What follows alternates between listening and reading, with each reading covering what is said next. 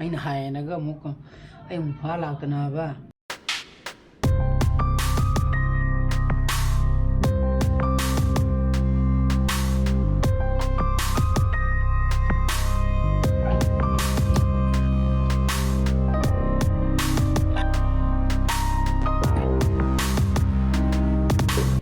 Morning guys, welcome back to my channel. Man, why we in khale?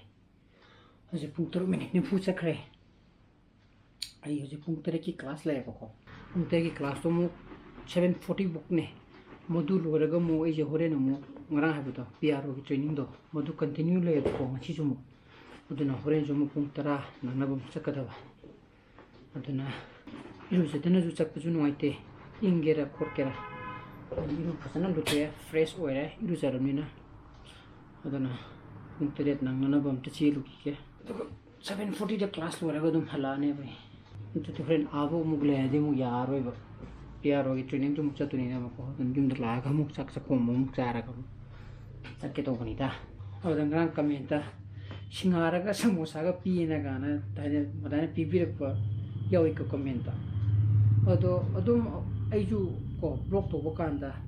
wakanda na ma jinda na ma dum thoki bu dum yoy ko aduga aini editing de ju khalu da bhai ta ko madun ju ni jinda na ma kok to na ma jinda na ma ngang mo dum yoy ko adana hojik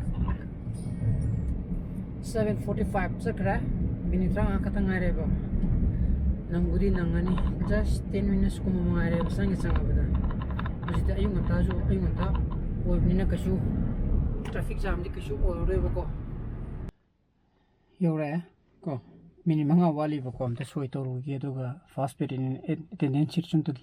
loru gi satra ge budi dum phajana dum kanna ko male ko hoji tu class issue section ma khatang dum punjale section A na A B na B C na C ha madana A da ahum B da ahum C da ahum thok to thok tre ba ko tam ta sang gi class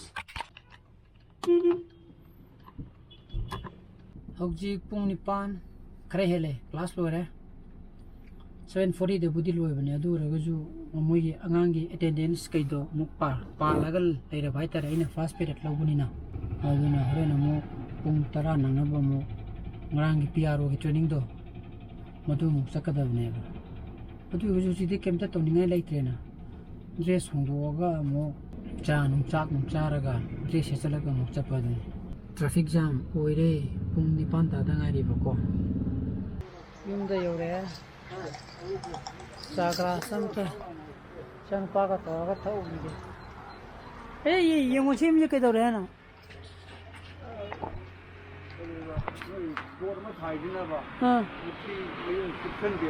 Oh, chupsan deva.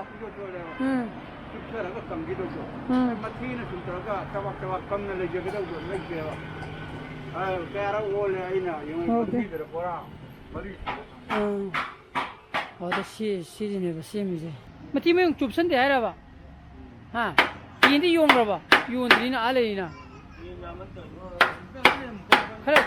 Kara chapsok ba yaram ni hoje ha kangre ba mthi phai ba yam na ai ne khare ju cha ba yaram ni to si asou jo bu jo ara je la ba ha ha ka me cha ba yara ko je doro khaba da dana amu amma chung to ringa pung apan ta sang re ba ko sa tha mi ne mini pi sa ju khare ju like to kan khanu nga ba like to isa phone to thamo like to nang hi ubisa ki dara ara le shuti lo ya ha ju de mi kya ne ni okay lo ro di khare ni tin si kes la kram nang ya nang ji nang ji wang gi do nang ji shuti ne nang ta ta bi wa ne tra si hoi ne 그 수디네디 잘라야 되는 게 그러네 아주 소리 들리 또 통통하나 하빌 겁니다 통통하네 그렇게 말하면 뭐 물이냐 그러니까 자가 한타가 나래가 뭐 잡기야 하네 이게 먹고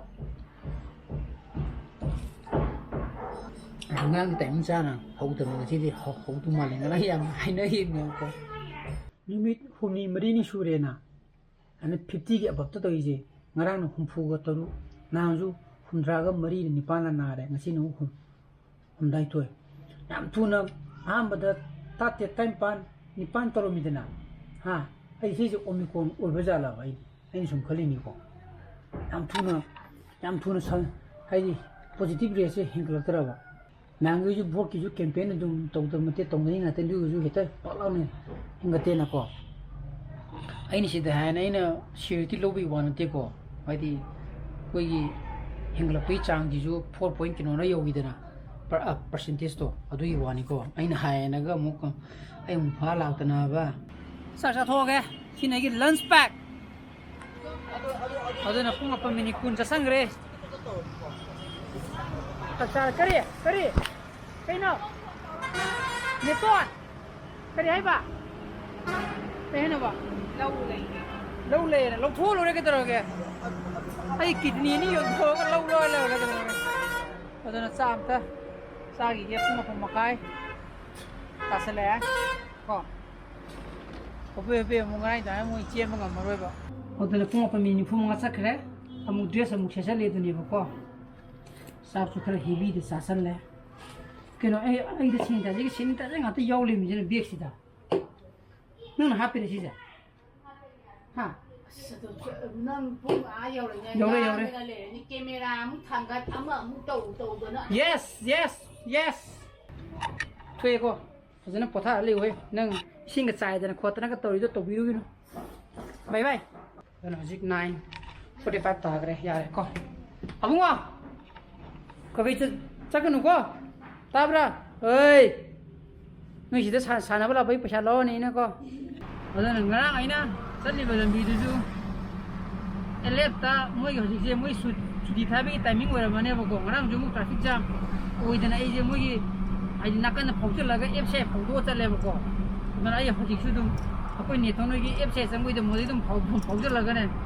chungrim chungna bukan rek taraga chini chungna ta chalaga dum nan thong ta ne bako modu gi lambi do ne se tasarani somdo ina ai chatla roi ba ele phawraga haidi ita phawa school phawraga mi khari to gari ma mapanda gari khani jo ba chi je me khwaje gi risk le re don a manu thogi lui ke dai bri yen ke